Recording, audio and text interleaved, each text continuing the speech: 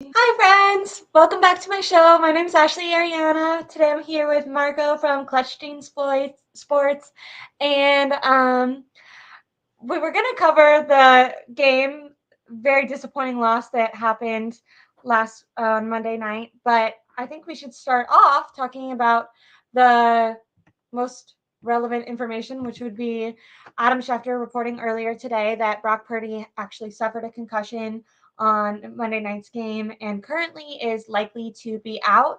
Kyle Shanahan said there is a possibility of him playing if he does clear concussion protocol by the time that um, Sunday comes around. But with the new concussion protocol, it's kind of hard to work all the way through that.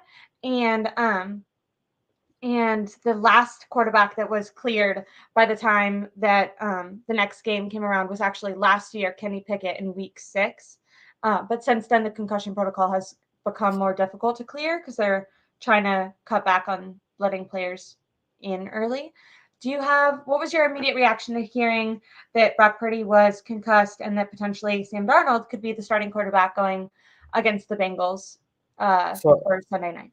it is interesting because I know over the last few years, roughly like 25 to 30% of players who suffer concussion will return the following week when the game is 6 to 7 days away, um, by what the NFL statistics have found. So, a couple of players have done it this year. I believe two or three.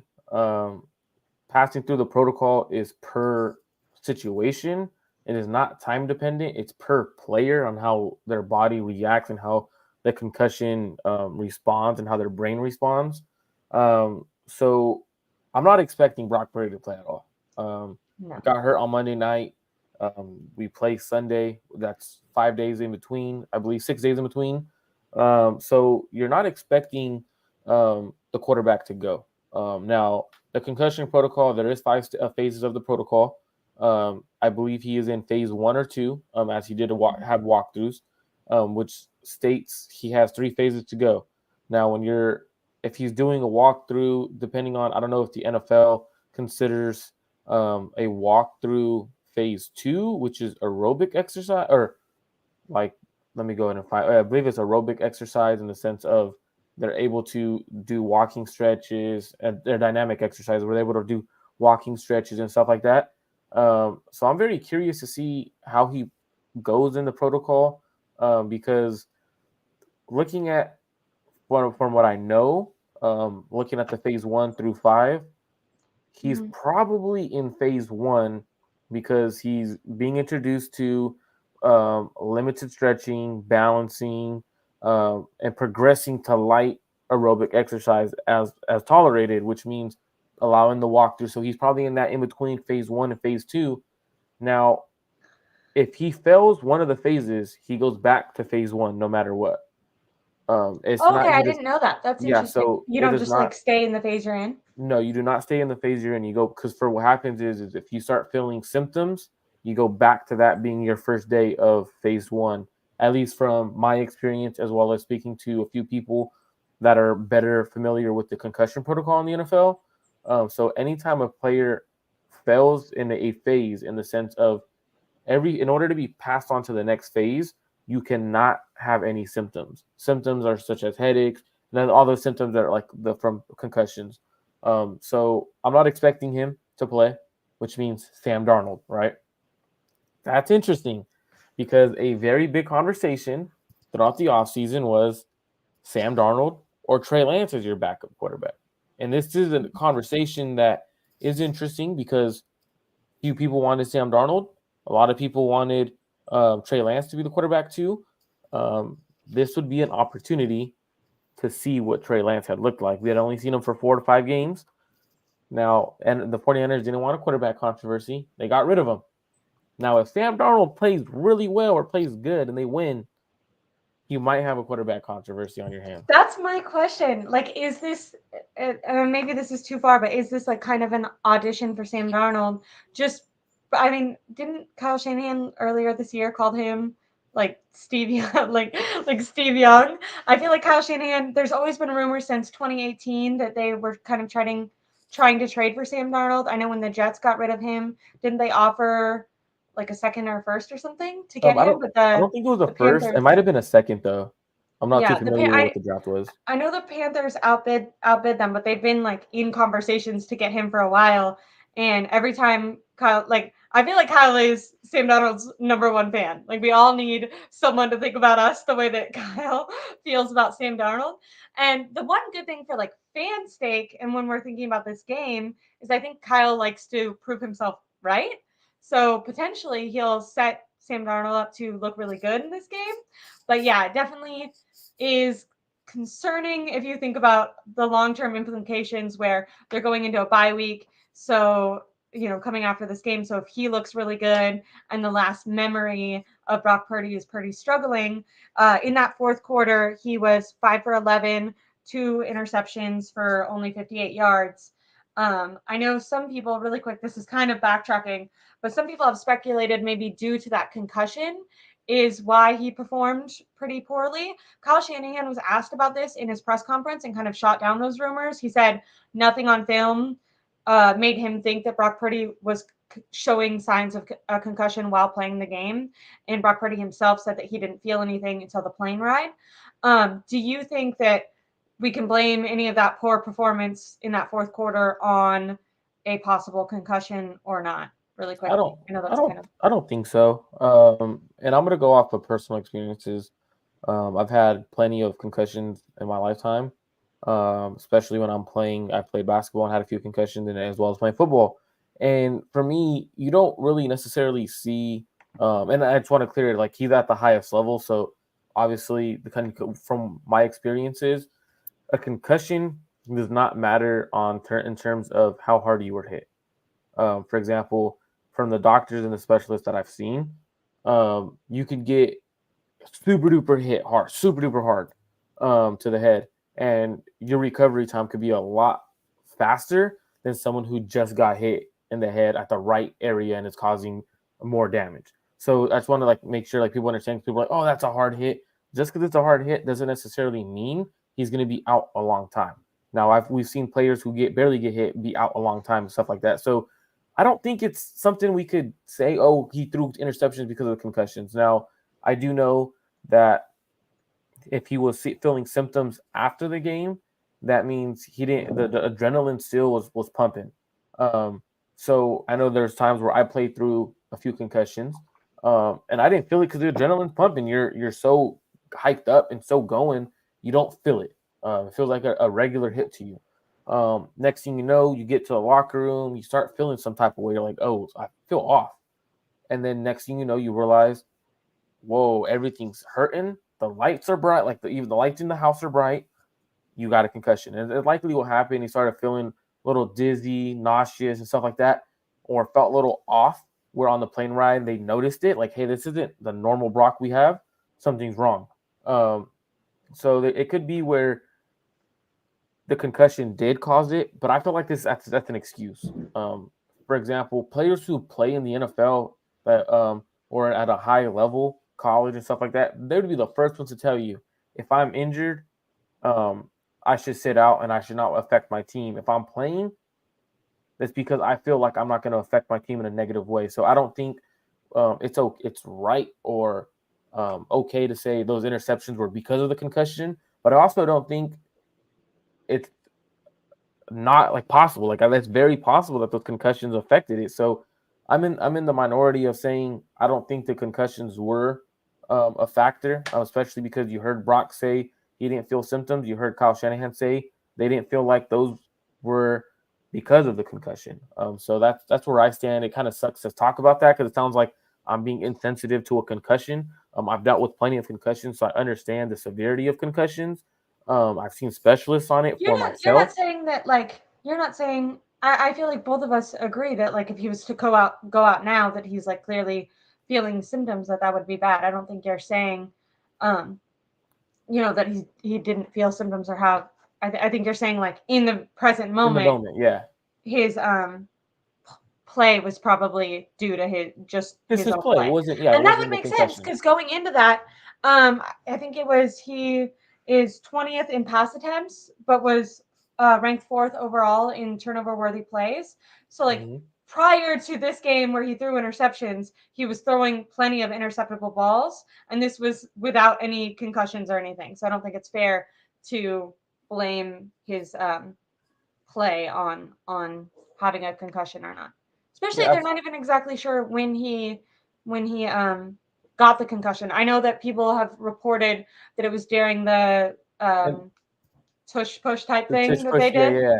Yeah, but that was if I don't know if you heard the way that Kyle Shanahan was prompted with that question. The reporter actually asked, and Kyle went to say like, "No, we don't know when it happened," and then the reporter Hypothetically, goes, hypothesized that oh, maybe could it it would have happen been? then, and Kyle was like, "Yeah, maybe like that makes sense," But but like like I they said don't know earlier, exactly when. yeah, absolutely. Like I said earlier, like concussions doesn't just because you got hit hard a certain like it looks hard, bad doesn't necessarily it means it's a concussion. That's why I see a lot of people like, oh, that's the concussion play. It doesn't have to be the concussion. There was a play earlier in the game where he got sacked. He could have hit the back of his head barely enough to cause a concussion. He could have had the concussion majority of that game. Just because it's a hard hit play doesn't necessarily mean it's a concussion. And I know from experience because my worst concussion came from the smallest hit to the head that I had, and it was because of an elbow playing basketball. It was my worst concussion, and I barely got touched. And the doctor's like, "This has been by far your worst concussion, like because of the exact spot you got hit, and it affects you too much." So I get people throwing that play around, but it's kind of weird to throw out and say that was the play when realistically we 100% don't know with concussions what play it was, unless a doctor says, yeah, this is the play that happened. Okay, well, kind of moving on from that, we know whether or not we know when it happened. We know Brock Purdy is currently in concussion protocol, and that means that Sam Darnold might be coming in. Not and by my I feel like if I was betting, I would 100% bet on Sam Darnold starting. Once again, no quarterback this year has entered concussion protocol the same week and then played that same week, and this was also on a shorter because it was on a Monday night. Um, do you think that Sam Darnold will look good? And if you think he looks good, do you think that that will mean anything for Kyle Shanahan's belief in Brock Purdy? I think we've spent a lot of time this year talking about the belief that Shanahan has instilled in Brock Purdy and the effect that that's had on the locker room. Do you think that if Kyle is able to scheme up a good game plan for Darnold and Darnold looks good, that that will cause any controversy among this fan base and moving forward? Or do you think that that would be way too early to even hypothesize about? You're really setting me up to be the Brock hater right now. That's what's really happening right now. Everyone calls me a Brock hater for some odd reason, because I tell how I see it, and I haven't seen the player that everyone thinks is a top 10 quarterback, right? And I've said this on your show already once. And so for me, with the last two starts, there's a lot of concern there. When you look at some of the statistics, one of the statistics you threw out, 20th in passing attempts, but fourth highest in turnover worthy plays. Those turnover worthy plays become interceptions, become turnovers. The numbers catch up to especially themselves. without especially without all his, every elite weapon healthy. We're kind of, or pressure in his face or gotta have it moments where we're kind of seeing if maybe it's not set up completely perfectly that some hiccups show up a little bit more. But go ahead. Absolutely, especially when you're throwing with anticipation and you don't have the arm strength to put it on someone, right? Like you watch Brock Purdy, everything's anticipation, over the middle, anticipation throws. You're gonna have a lot of those turnover worthy plays in the sense of you gotta throw it out in front. Now, if something happens at the break point where the receiver goes to break, he slips up. The corner's physical enough at the line of scrimmage that throws off your timing. You're gonna get those turnovers. Now, it is a Sam Darnold audition. You've seen two bad games, and it looks like from what we've seen, it looks like Brock Purdy has struggled the last two games. Now, granted, Cleveland is one of the best defenses in the NFL. Gardner Minshew just put up 38 points on him, 30 points on him, right? So it's something to look at. Now, I'm not trying to be super critical of Brock Purdy because those are the two worst games we've seen from him. Now, what I am seeing is an opportunity for Sam Darnold to come out, play really well, win a game, going into a bye week. If you're going to change quarterbacks or change starters at a position, the bye week is the perfect time to do so. So I think the 49ers could definitely move on with Sam Darnold, but I think it's a very low likelihood.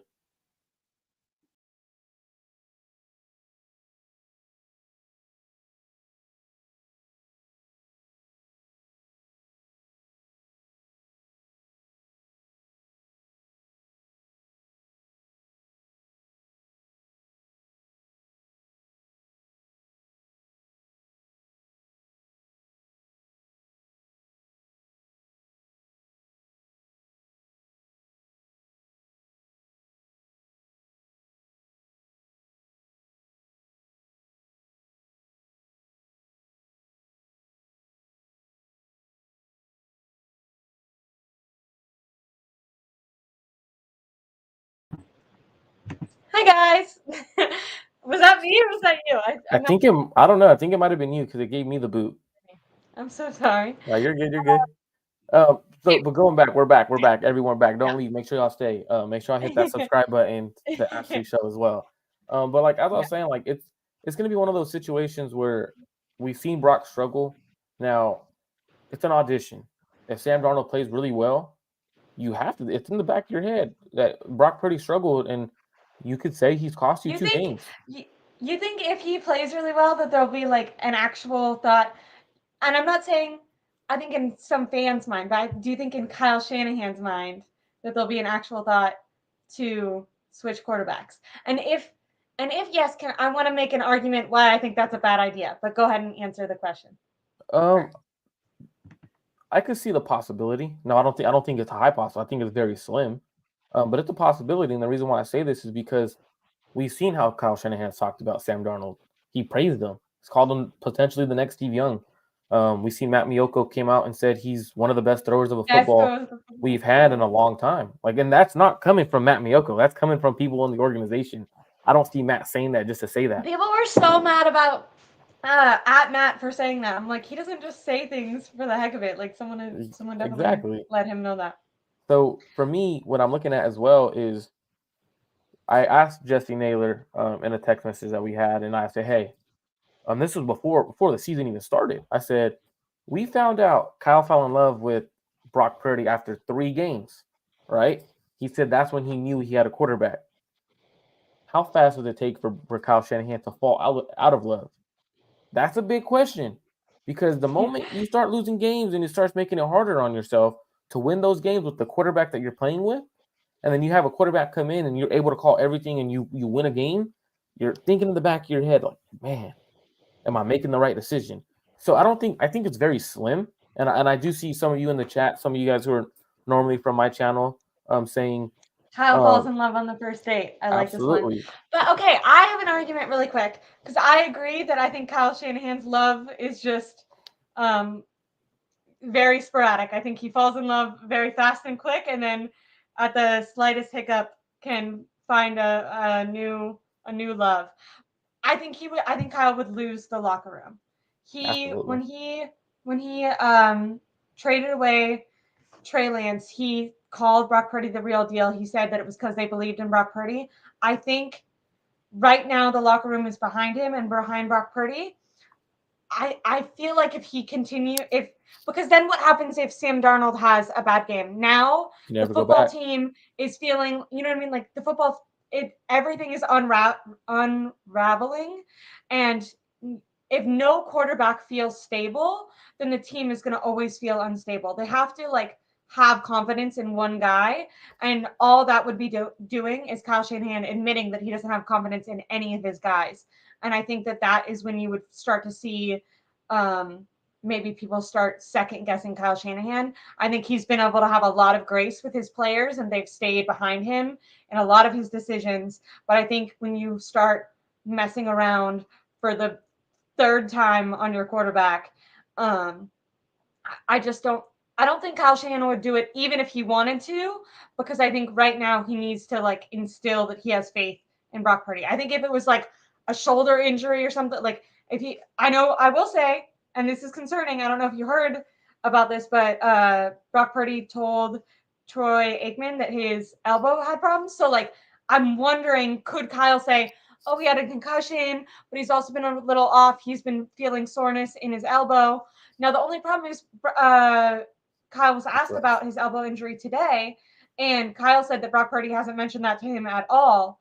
Now I do think that that could be a good like setup excuse if he were to do that. If you were to try to move on to Sam Darnold for a little while. But I just feel like that would be as like a fan base and as a player where you kind of give up hope on Kyle Shanahan, because at some point Sam Darnold's going to have a bad game, and then what do you do? Like there's always going to be a quarterback that has two bad games, and you can't just completely be spinning that wheel forever. You have to. We're going against the 49ers are going against the Bengals. Joe Burrow had a terrible start to the year, and the Bengals stayed with him throughout the entire time But they because had to they because have. they paid him. But I think they would have done that either way. But no. Because think about it. So if Joe Burrow, it's sorry to cut you off, but if Joe Burrow wasn't paid and he was stinking it up, right, and he wasn't like the number one overall pick and like paid heavy dollars, you would see them. You would see them more like, let's go to. Do we have a guy who's our backup that could win us games? Because some of those games was like they're very winnable for the Bengals, but they were falling. They were falling because their offense wasn't doing shit. So it's like at that point, it's like you kind of ride with Joe Burrow because you know he's hurt, and you know how good of a quarterback he was. You paid him for a reason. They just got done paying him, so a little different situation. But I think Brock and the free, like I kind of agree with you in the sense of if you do go with Sam Darnold, I don't think you could ever go back to Brock Purdy. I really don't, because you pretty much convinced your team. I don't believe in him. That's why I think it's very slim. It's a hard situation because if Sam comes out and plays well, the conversation is going to be had. I think it'll be had like in media and fan bases, but I think it's very normal for a quarterback to get a concussion and the backup to come and play for one game. And usually you want the backup to perform well and win the game. Like I think that this could be very routine. They come out of the bye week, Purdy's healthy, he plays. I think where the real, like if you're going to actually talk about tension and where the possibility of like wanting to make a quarterback change actually would be is if coming out of the bye week, Purdy really stinks it up and struggles. And like if it would have to be both things. Sam Darnold would have to look fantastic against the Bengals. They'd have to go into the bye week. They'd have to start Purdy, and then Purdy would have to look really poor. And then people would be like, okay. And then maybe you could go, oh, he's still concussed, that elbow. Mm-hmm. That's when I think those conversations could pick up, and that Kyle Shanahan could have like a little bit of, I don't know, credit or a little leeway. I don't think coming out of the bye week they could start Sam Darnold right away and have anyone support that. I know that some people were like comparing it to the Colin Kaepernick, Alex Smith situation.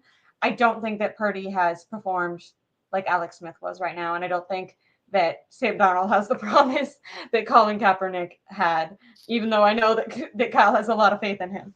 What do you think about my theory that this conversation won't actually pick up unless Brock Purdy really stinks it up when he comes back?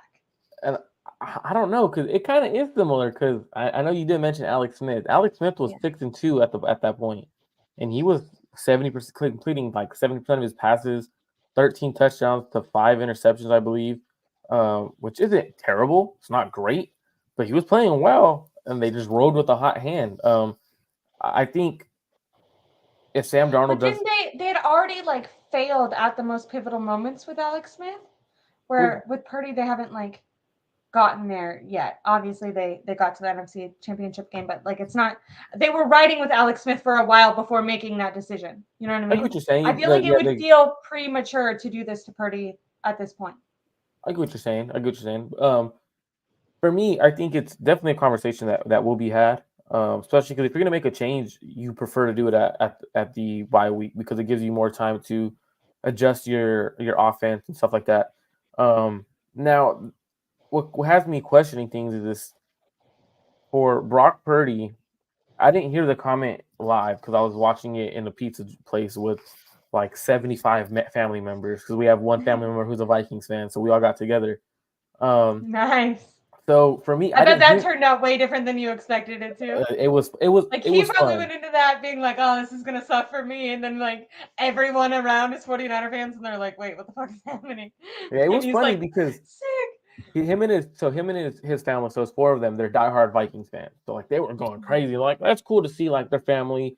That's cool. Like props y'all handed it to us.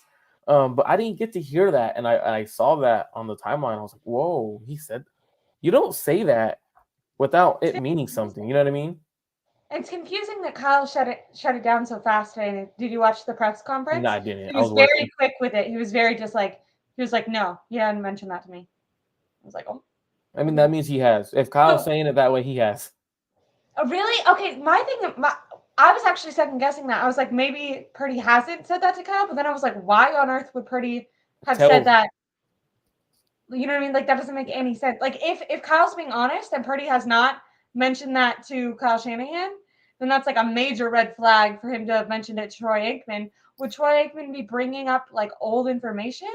no. It just seems messy for him to have said that on the broadcast. Like, as an announcer, don't you know kind of what's like supposed to be confidential and what's not?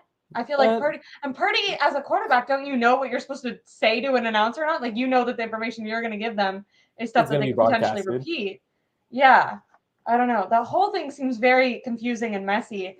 And, with the concussion and with his poor play, it does set up to be a good excuse, but it just seems like I said, the word that keeps coming to my mind is just premature. I don't put this past Kyle. I don't put this past this 49ers team with the constant quarterback drama that they have.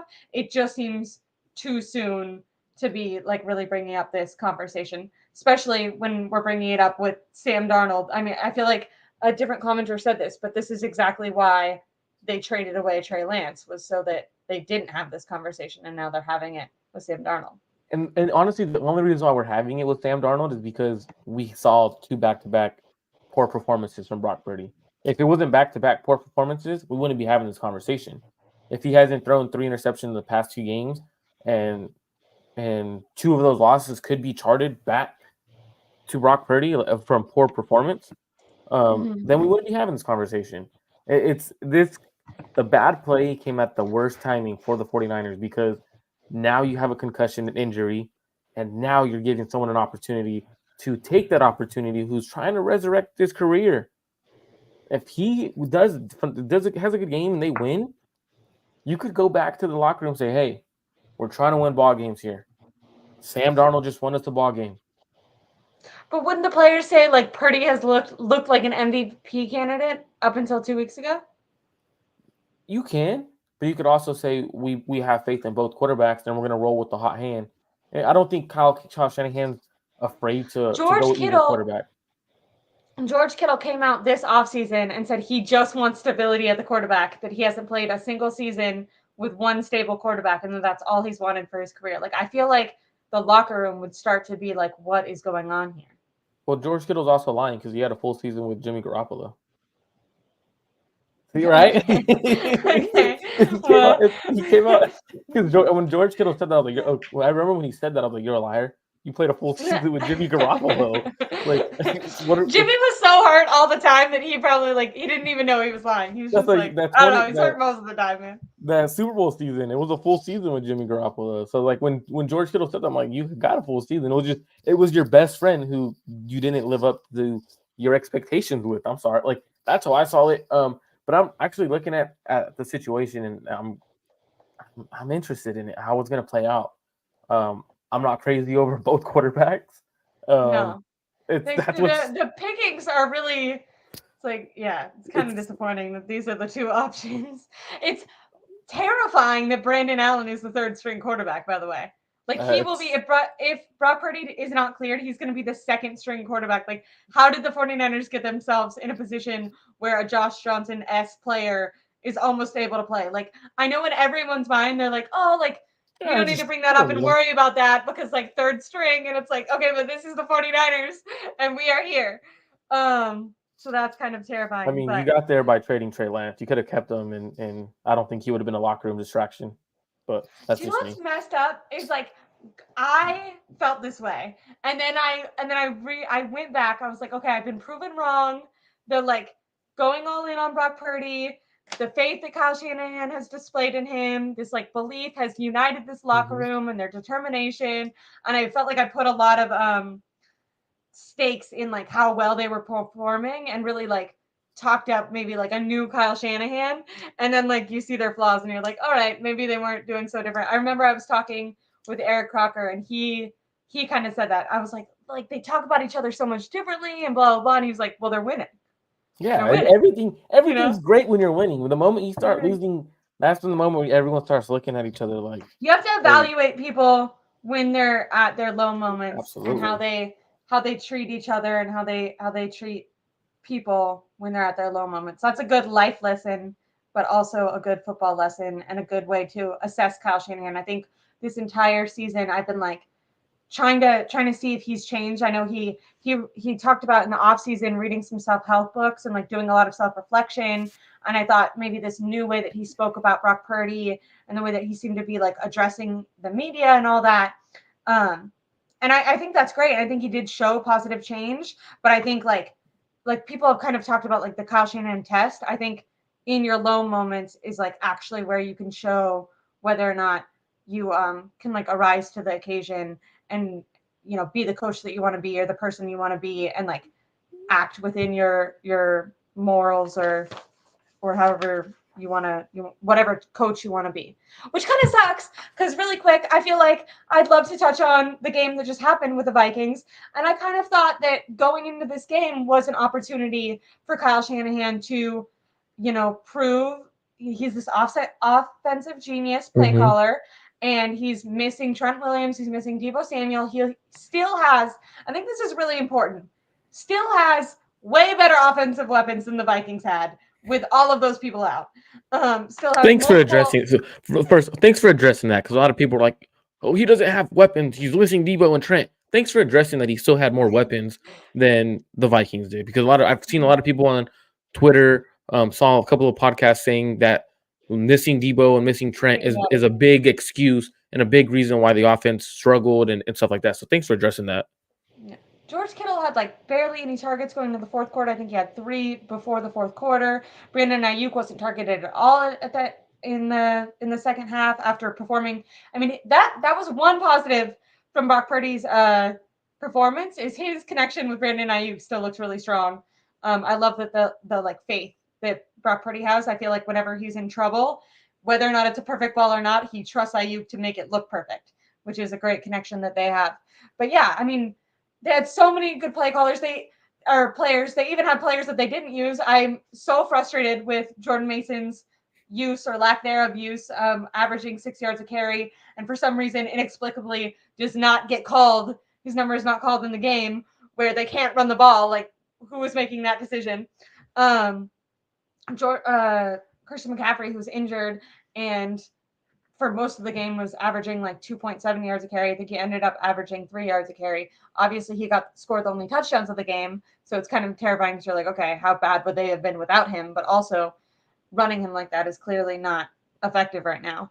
I would love to ask how you felt coming out of the Monday night game, not only about Brock Purdy, but about the offense as a whole. Going into 2 weeks ago, we were talking about what an offensive juggernaut this team was, scoring 30 points. I think it was 9 games in a row.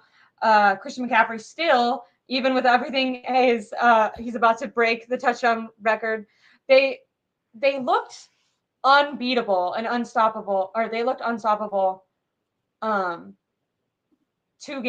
weeks ago. What has changed in this offense? Why do they look so stagnant? They're multiple times coming out of the second half, coming out of the 2-minute break, and coming out of timeouts, had to take another timeout because they were not ready and were going to commit a false start. They committed multiple penalties. They just looked completely shaky. Is it all because of the offensive line? We just kind of talked about. I personally was very disappointed with Kyle Shanahan's game plan. To me, he did not have an answer for the blitz, and everyone knew that the blitz was going to be coming. I think that they could have utilized Ray in the Debo role way more. They could have used George Kittle way more, Kyle Juszczyk in the run game. What is going on with the offense, and why is there this sudden drop off where it looks impossible for them to score. Kyle Shanahan did not trust his team on fourth down. He brought up Jake Moody, who just had missed a 40-yard field goal. Luckily, he made it. But like that's where Kyle's mind was, is that our offense is so bad that I'd rather trust this kicker that just proved to me that he can't make kicks. Now he did make it, but like he trusted the kicker that just messed up the 40-yard kick more than he did his offense. When for the first 5 weeks of the season, it looked like the best offense, not even of the league this year, but that the 49ers have ever had. What happened? Why this sudden change, in your opinion? From what I've seen, I think we're too CMC dependent. In the sense of if CMC is taken away in the run game, you could kind of corral this offense right now. And it's from the last 2 weeks that I've noticed he goes down, and that's a big hurt. It hurts you a lot when you lose two players like CMC and Debo in a game. So that was why, like, I think I credit that to losing those players as well as a great defense and um, forcing the Cleveland Browns forced Brock Purdy to beat them. He just couldn't. Whether people want to chart it up as I've seen people say extreme storm, that's not a storm. It was barely raining. The broadcast even said it's barely sprinkling here. Um, and at the end of the day, I pointed it out with Rohan, what the Cleveland Browns did. They're dropping their linebackers deeper. They're adjusting. They're playing a lot more man, taking away the first read, making him go through his progressions. So I think it's a little bit of everything right now. I think play calling has been bad when you have a team blitzing you so much.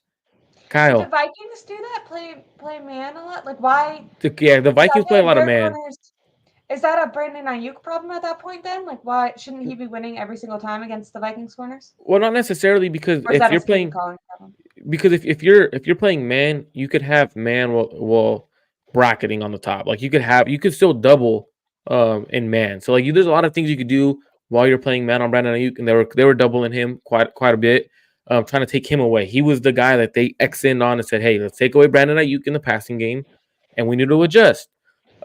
Kyle Shanahan, you got to call some screen passes to your running backs, especially against the blitz. He did it to CMC. Was more of a quick bubble screen, depending on how some of you guys call it. Quick bubble screen touchdown, right? But allowing you see they're blitzing so often. Why aren't you adjusting to it? Calling a screen against a blitz. The Vikings did it. Kevin O'Connell caught us on a blitz. They picked up like 30 yards on a screen pass to, I believe it was Cam Akers, I believe. So it's a little bit of everything. Play calling hasn't been the greatest, but also your quarterback also hasn't been playing that great. When your quarterback is in Cleveland, missing throws that are open. Um, Again, this game, first half played really well. I thought he was gonna have a good game. I was like, oh wow, he's gonna coast into a nice good game. It's a good bounce back. Even though the offense fumbled the ball, turnovers in the red zone by Christian McCaffrey, the missed field goal. Even if you just hit those two, you're probably winning the game. Whether those it's a field goal on each of those, you're up. I believe it would be 23 to 22. So you have to it's a lot of things. It's not just one right now with the offense. It's the quarterback play, it's play calling, it's turnovers that are in the red zone. You take away you fix all of those, the offense will get back to scoring a lot of points. But the biggest thing is the run game isn't there. If you don't have a run game, you're not going to be able to go play action. You're not going to be able to. Brock Purdy is not a quarterback. You could just drop back 35 times and let him sling it around. That's not who he is. The interesting thing, because I had this written down, going into the fourth quarter, Brock Purdy was 16 of 19 for 84%, 214 yards and one touchdown. But then in the fourth quarter, in the most pivotal moments when like you needed him to step up, that's when he throws 2 interceptions and goes 5 of 11. But that like distinction, if you look at those numbers beforehand, 84% is Looks phenomenal. solid. So Yeah. he was doing really well. The run game has been it's been extremely uncreative on Kyle Shanahan's part, and pretty disappointing seeing that the 49ers, normally their offensive identity is their run game. And right now I feel like they're having a really hard time figuring it out. And Kyle Shanahan this year, his plans seem to be like get Christian McCaffrey the ball at every opportunity. Well, now defenses are doing a much better job at stopping Christian McCaffrey, which not only is scary because like he could get injured and he's being utilized so much, but two, like it's not even like he's being utilized and it's super effective. It's not really effective right now.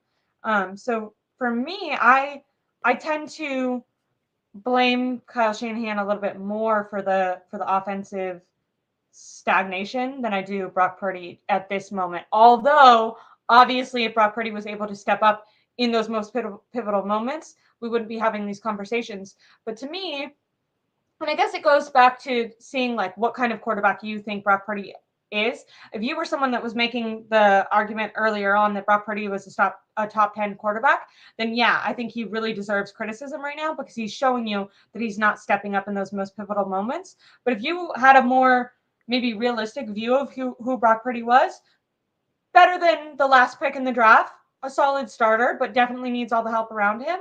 I think if you can admit that, and then I think you can kind of turn your criticism away from him a little bit and be like, hey, like we all know that he needs the scheme calling, he needs the help. And, at this point, his playmakers and his coach are kind of failing him. And that kind of makes me blame Purdy a little bit less. And maybe that when that comes like time to pay Brock Purdy, those criticisms should be a lot louder. But for right now, I'm kind of looking at Kyle Shanahan like, hey, we know who this guy is. This is kind of on you if you're not setting him up, in the perfect position. And I think Because you have a he great even great point. utilized his sneaky athleticism. That's like a side note, but I kind of love How when I see how that. how was he sneaky? Like just runs away. No, but yeah, you're absolutely right in the sense of looking at Kyle Shanahan. You have to put blame on Kyle. The run game isn't there, and you got to get more creative. He's the At the end of the day, he's the one who chose Brock Purdy, right?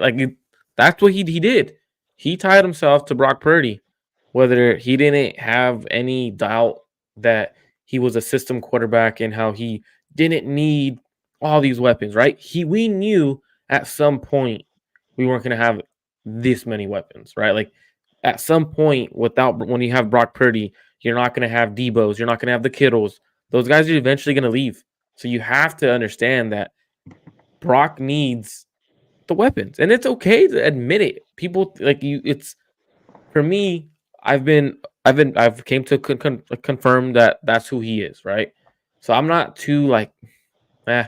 I've been trying to tell people this is who he is, like, and for me it sucks because I don't want to be that person. Like I told you so. Like that's not what I'm trying to do.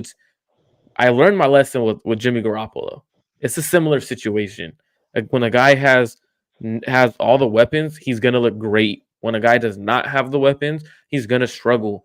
The talent your talent goes down around you, he doesn't have the talent to carry a team, right? And that's what I've seen.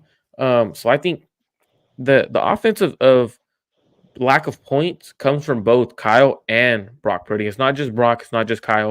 It comes from both of them, and I think it's more so. Um, I would more so pinpoint it to Brock. Last week, everyone was killing Jake Moody, and they called Brock Purdy a hero because he got us in field goal range after a bad game. Hey, the defense played terrible, but they gave you two Yeah. opportunities to win the game at the end, and you didn't do it. So at the end of the day, we could use that same kind of thought process that a lot of people were Yeah, saying for blaming Brock Jake last Moody at year. the end. Yeah, Yeah, I yeah. get that. So for me, it's like, hey, whoa, let's keep the same energy that we kept for Brock in the sense that he was a hero for the defense. Yeah, they had a shitty game, but they came out and gave you two opportunities. You didn't do your job. Could have led us to a touchdown. You didn't. Hey, that's two opportunities that you failed on. That sucks.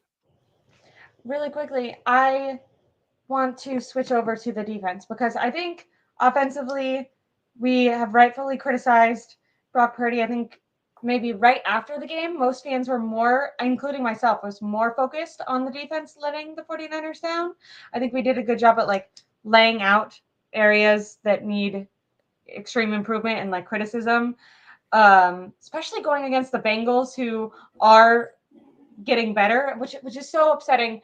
I think people have been kind of comparing the Eagles and the 49ers. It feels like the 49ers kind of peaked and now we're going through a lower point where it feels like teams like the Eagles and the Bengals that we're seeing next week were kind of like starting a little bit slow. Even though the Eagles were winning, it still didn't look as dominant as the 49ers. But I kept saying they have new coordinators, they're getting adjusted. And now that they have gotten adjusted, they've definitely seemed like on an upward trajectory. And it no longer seems like 1A, 1B, Eagles, 49ers. It feels like Eagles, 49ers, and they need a couple games. I have a question for you. If the Eagles or if the 49ers come out and they win against the Bengals, are you going to feel like the last two games were just a fluke and they are this dominant team? Or do you need them to kind of reprove to you and we're speaking offensively, we'll talk about the defense in a second, but for the offense, do you kind of need, like, if they perform well against the Bengals, will you feel like, okay, it was just a fluke, they're the same, there's this dominant offense, or are you going to consider them more inconsistent and that they would need to have another game of dominance to kind of get you to have that faith in them again? Is Sam Darnold the quarterback? Because that's where it comes, you know, right? Because like it comes into, is That's Sam so playing? problematic too, right? Because like if they do well and then he doesn't play Then till the what end of is, the bye week. that's the thing, is like, is Sam starting and Sam's offense puts up points, or is it Brock's offense that puts up points this week? I don't know who's the quarterback. So I'll give you two scenarios. If it's Brock, I'll look at it as, okay, maybe it was a fluke, or he went through a rough patch because of the situation with the great defense, and just had a bad game against the Vikings. I'll give him that. I'll give him the leeway. But if Sam Darnold comes out and plays really well and the Niners score 28 points, 30 points, you got to look at it as, is it Brock or is it the system? Because if it's because at that point it becomes a system that But is putting up the isn't it, points. doesn't it not matter for this year if it's a system? Like I think with Brock Purdy, the conversation on like his excellence or eliteness is fun to have from week to week, but it's like far too soon and it doesn't really matter this year. All that matters is that he's good enough to win the Super Bowl. Unless what we're saying is like these games, okay, say he plays, this is so hypothetical because I don't think he's going to play against the Bengals, but I just like pretending, doing this pretend thought experiment.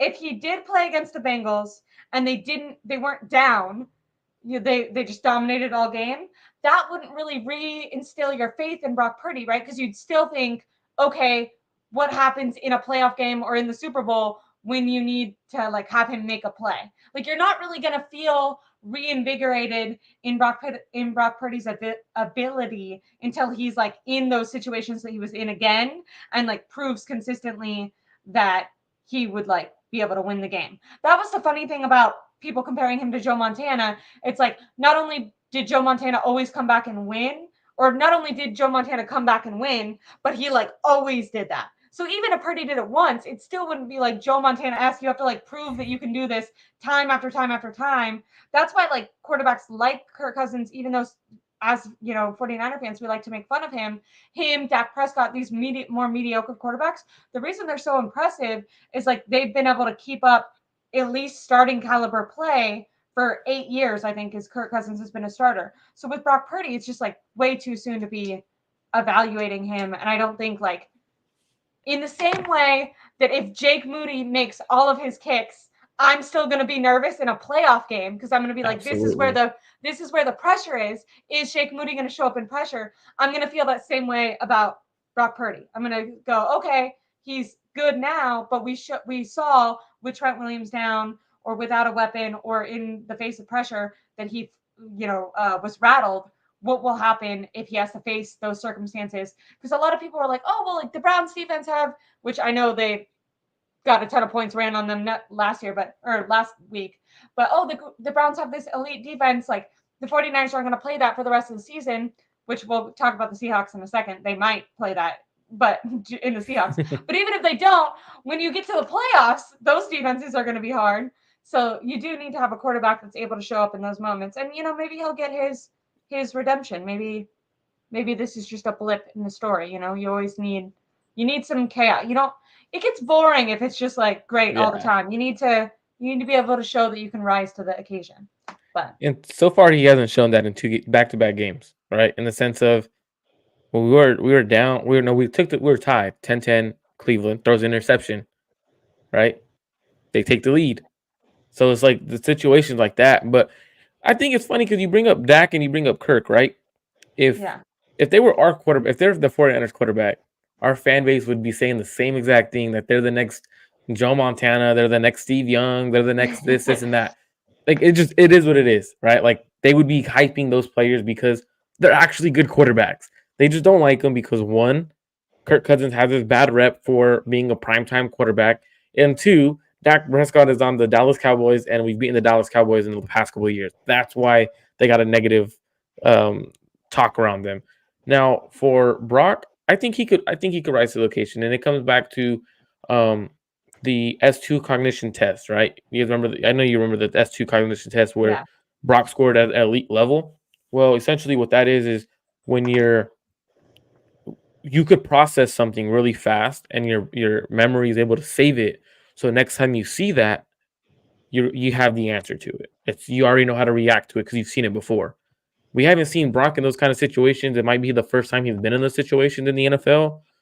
He might need to have just been able to process it once. Now we'll see it the second time. Maybe that's what it is. I don't know. But going to the defense, I know we were about to talk defense and Steve Yeah. Wilks. We just Um, talked about, you just said primetime Kirk Cousins. Well, this defense made primetime Kirk Cousins look like an elite quarterback. So, what is up with that? Really quickly, I think I would love to have you address Kyle Shanahan in his press conference today when asked about Steve Wilks' decision to blitz with 16 seconds left in the first half. Said that speaking for Steve Wilks, said that he knows that that was the wrong decision and a mistake. And he seemed extremely disappointed and definitely kind of pushed that blame off to Steve Wilks, which is kind of ironic because I'm pretty sure that Kyle Shanahan is also in the headset when they make those decisions. But yeah, as a whole, the defenses looked really bad. But we're going to start with Steve Wilks and with his decision making that he's had as a play caller. What did you think of that decision going into the first half? And do you think that that was a pivotal change in the game? you could kind of say that lost us the game. And really, it was a really big key moment because it was going to go into, I believe it was going to go into half tied up, if I'm not mistaken, or we're going to be down like 2 points. I think it's going to be 14-7 or no, yes, 7. We had 7 at the half. They Yeah, scored 9 in the second quarter. Take away 7, that's 2. Yeah, 9 points, I believe. I might be that was great mistaken. math.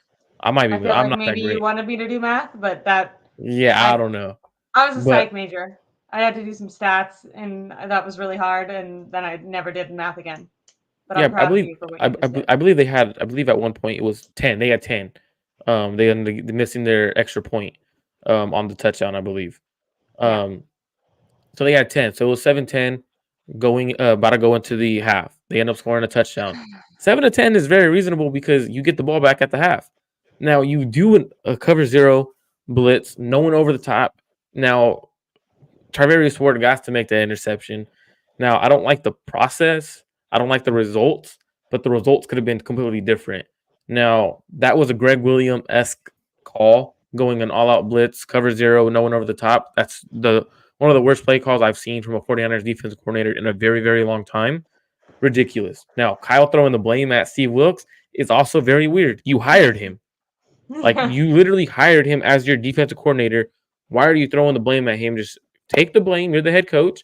Take the blame. Like, hey, that's on me. I believe we That's had the time. job of the head coach. I hate when you meet people like that in the workforce or just anywhere.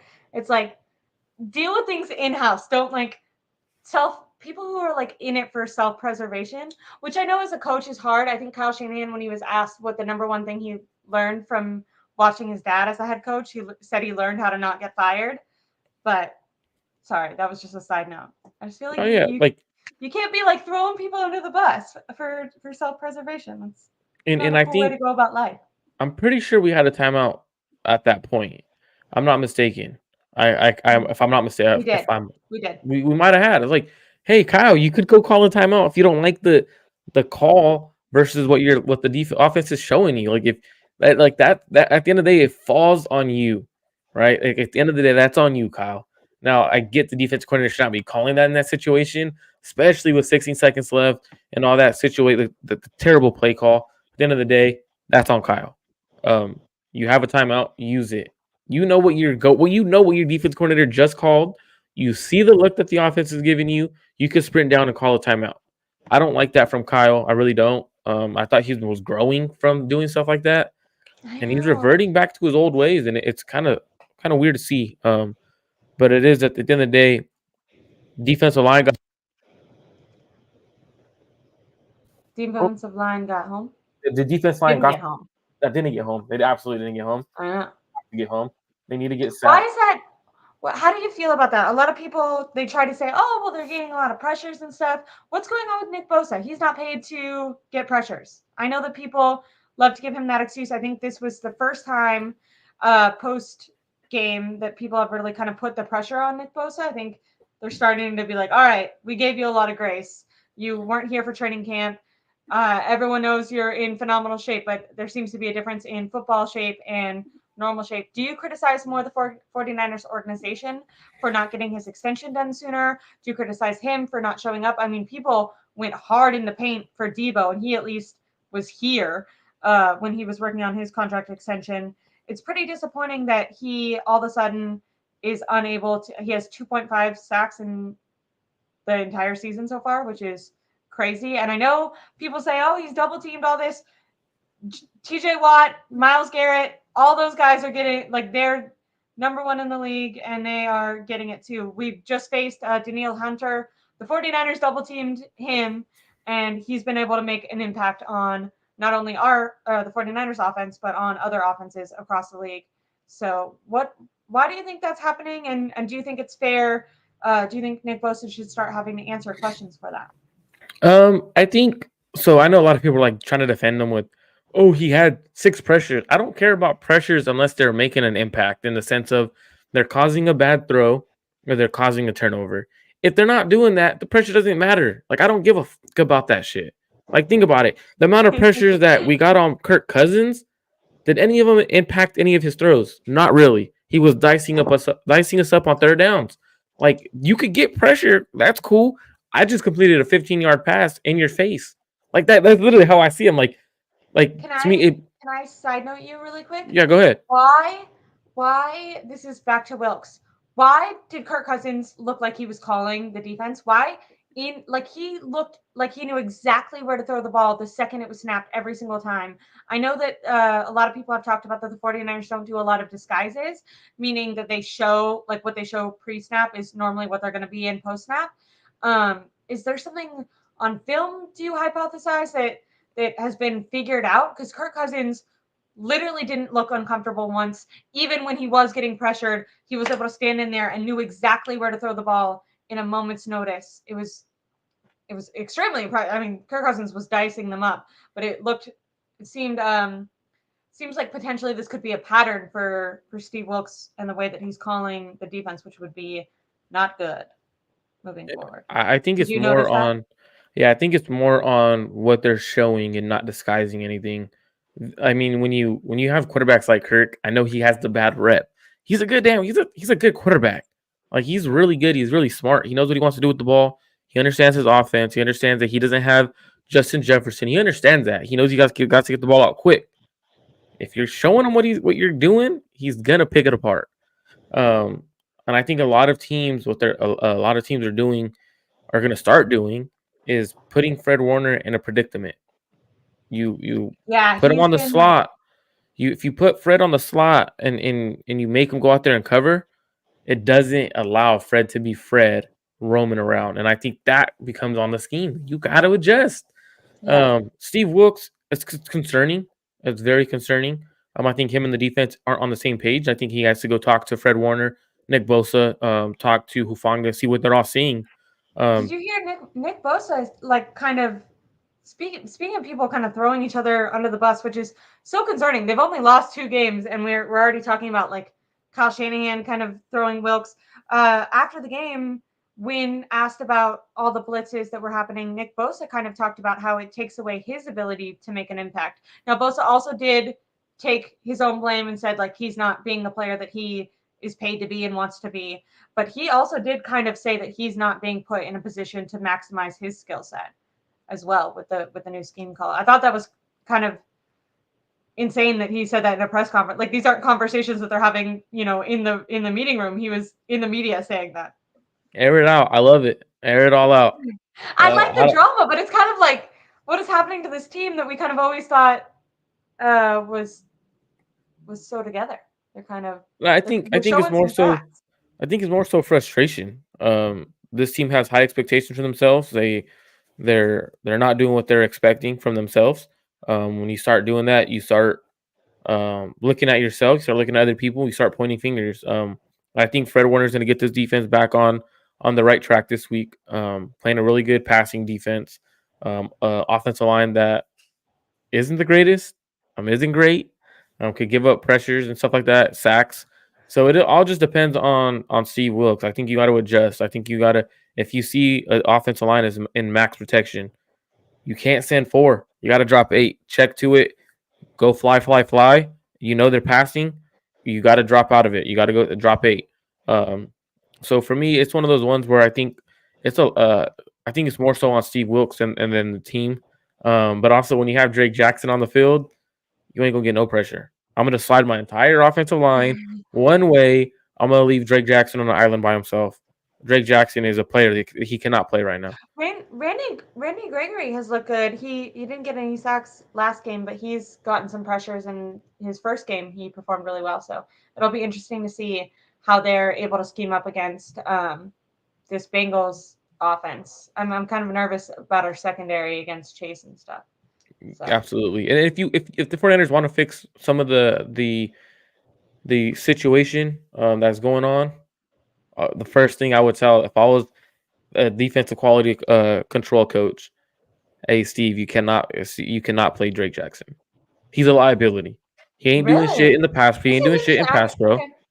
Okay, He is terrible in the run game. Like right now, he is a shell of himself. I said this from the week 1. Everyone was like, "Oh, 3 sacks. We have an edge rusher." I was like, and I rewatched the game. they were makeup. Yeah, I said, these are not what you want to celebrate, guys. Like, and I said that and I got killed for it. Drake Jackson, the last 3 weeks has been terrible, like absolutely terrible. Randy Gregory should be getting almost all snaps outside of opposite of Nick Bosa. Drake Jackson should not be getting snaps. Now you have to think about who do you add into the rotation because Drake Jackson is not any help. Do you have Robert Beal Jr.? Do you go trade for someone? But right now, Drake Jackson is very bad to watch. Um, I'm very concerned for the defensive line because if Drake Jackson on the field, you're not getting pressure. You're not going to get sacks because you could slide at everything and it's very easy to protect. that's a great tip. I hope Steve Wilkes is listening because he needs all the tips he can get right now. Okay, moving on from the 49ers defense and their performance last week and upcoming. Speaking of some defensive players, though, inside the division, there was a trade made. The Seattle Seahawks, who I think are actually an extremely interesting opponent for the 49ers to go up against. They have a really strong secondary that I think, especially we're already kind of seeing some cracks in the armor around Brandon Ayuk and with some of the ability for these wide receivers to win or Kyle Shanahan to scheme them up, whatever one you want to blame them on. But they added Frank Clark. What do you think? Do you think that this is going to be impactful? Do you think this is something that is scary for the 49ers? How do you feel about this trade? So I don't think they traded for him. I think he's coming in on a visit. I'm not sure if it was a trade. I think he was cut from the Denver Broncos, and I think he's coming in on a visit, and they might sign him off the streets. Now it is impactful because they just lost Nwozu, their one of their top edge rushers, not their best edge rusher, not their top one. Boya Mafe is their go-to guy. But when you lose someone like that, it's kind of nice to sign someone who's been productive throughout his career. Now I get people are like, oh well, Marco, he hasn't been productive this year. He wasn't productive last year. He's a quality edge rusher in the sense of he could help you on a defensive line that doesn't have no one opposite of Boya Mafe. So I think it's a good one. I do think they match up well with the 49ers. They're fifth in terms of run defense, only allowing 87 yards a game.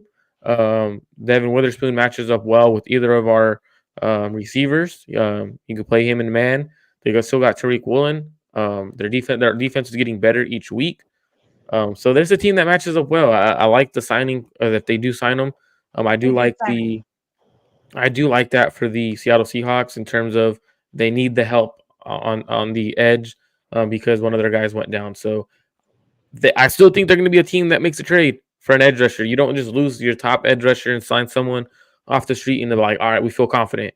They got to go. If they're a playoff team, they want to win a Super Bowl, they got to go out and they got to trade for an edge rusher. Guys I would throw out there, Montez Sweat, Daniil Hunter. I don't think Brian Burns is going to be traded. You Those are think the the top two Seahawks guys. are going to go after Hunter? I want the 49ers to get them. If I don't think the 49ers will. I don't think they're going to give up that kind of draft capital. I think the Niners would more want to settle for a guy like Montez Sweat. Jalen Johnson, or Jalen Johnson. We were just talking about that. Yeah, or Jalen. Because, like, I don't know. I think at the end of the day, it's also what are you going to give up for that player? So I think the Seattle Seahawks actually are the ones that they know they're a couple players away. They're close to the Niners. They know they're a couple players away, but the way the Niners have played the last 2 weeks, I guarantee you Seattle's thinking, hey, whoa, we could steal 2 games from them. The way they're playing, like, so that kind of goes into your mind too. You're not far out. You're only a game back from the division, a lead. So it's something that I think Montez Sweat could definitely be headed to Seattle. Daniil Hunter could be headed to Seattle. But interesting signing for the Seahawks. Really quickly, how about them Niners? Just asked about Cordell Patterson. How do you feel about the 49ers making a trade for the running back position? Do you think that is something they should do, or do you think that they should work on incorporating Jordan Mason more, who once again is averaging 6 yards a carry and inexplicably did not have his number called? I know that they're saying he struggles against in the pass pro, and maybe with all the blitzes going on, that's potentially why they didn't trust him. My responses to that are he's been on the team for 2 years now. Why is no one sat down and made sure their job is to coach? They need to make sure he's prepared for that. And if it's just impossible for him to learn that, then maybe he shouldn't be on the team, right? Like, get someone who you trust. If you're going to have a player that you don't trust to literally play at all in the game, why are you wasting a roster spot on them? Right? That's a great point. That's a great point. Yeah. I think that's a great point because when you look at Jordan Mason, he has struggled in pass pro. He is lining up on the wrong side, not going the right way, running routes when he's supposed to be in pass protection. Those are fixable. Those are things that he's capable of pass protecting. So they're very fixable. If they trade for a running back, I will laugh. I will think it's the stupidest thing you could do because that running back is just going to sit while CMC gets all the run. Doesn't look like Kyle wants to have CMC off the field for some odd reason. I don't know what it is. I have not seen the 49ers run a running back share this dominant where one running back is getting, and it feels, I don't know what the stats are on it, but it feels like Christian McCaffrey's getting 95% of the workload. He played every snap of last game, right? I don't know. I think he did it because I did see Elijah Mitchell get a carry, I believe, if I'm not mistaken. But I think he was in there running a route. When Mitchell was in there, it was like a 2-back, CMC was still in the game. That is crazy.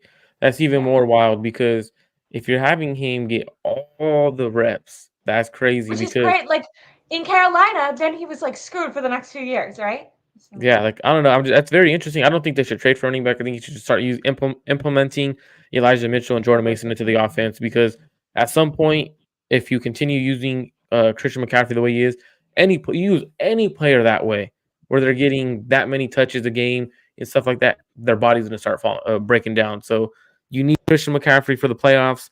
So hopefully they could figure it out. I completely agree.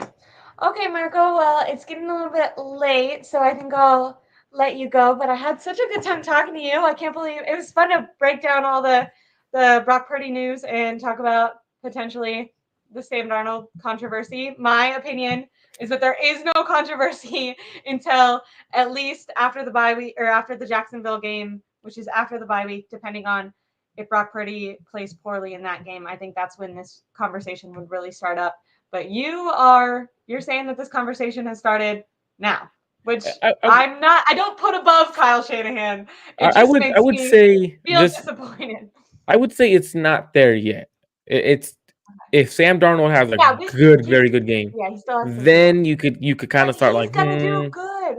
Kyle Shanahan wants to prove that he's correct. Like, you know how I think as fans, I anticipated that Kyle Shanahan would create a great game plan going into the Vikings game, having a week to prepare without Deebo Samuel and Trent Williams. I feel like that confidence that I had that apparently was false confidence because he did not do that. But I feel that way towards his ability to want Sam Darnold to be successful. Now Kyle Shanahan can want all he wants. If Sam Darnold wants to throw the ball to the other team, then he might have other plans for him. But I think if possible, Kyle Shanahan wants to make himself look good and himself be right. But I still don't think that would give him an excuse or make the fan base or the locker room okay with trading him or with benching Purdy yet. I mean, my last thoughts are before we head out, make sure y'all subscribe to both channels. Ashley's personal channel, come over to Clutch Gene Sports. But it is going to be Halloween, so I wouldn't be surprised if Sam Darnold starts seeing ghosts on the field. So sees ghosts. That was a good one.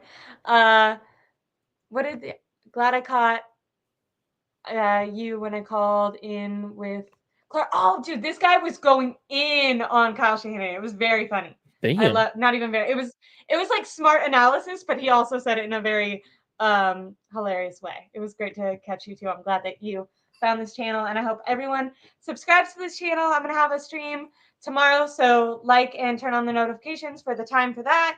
Definitely have more content out for the rest of the week going into this Bengals game. I'm definitely kind of nervous, so it'll be interesting to see how it goes. I always have such a good time here with you, Marco. I really appreciate all the support that you've given me this entire time. I can't believe. I think this is our third or fourth time doing it together. I think so. I think so. So, everyone subscribe to Marco and follow him on Twitter. Where are you writing now? You were just telling me the other day you were on. I'm writing. You did something really fancy and cool.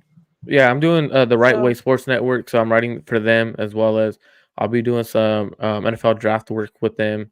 So I'll be on their YouTube platform, and then so we'll be doing some stuff like that. So you'll see more stuff if you like NFL draft content, you like Warriors content, Niners content, college football, anything in general. That's a hot topic that I think is a hot topic for myself that I feel like I want to talk about. I'm going to be writing a lot of articles for them, so make sure you guys check in. You guys could follow me on Twitter at Marco_Mart1205, and that's where you'll see me post the links to the articles so you guys could read them. Perfect. And I'll make sure to update the description. I don't know if I have all that in there yet because this was a live stream that I was supposed to do from the other day. So I'll make sure to update that and put everyone's information in. Thank you guys so much for all the support. See you guys next time. Have a good one. Happy Wednesday. Have a good rest of your week.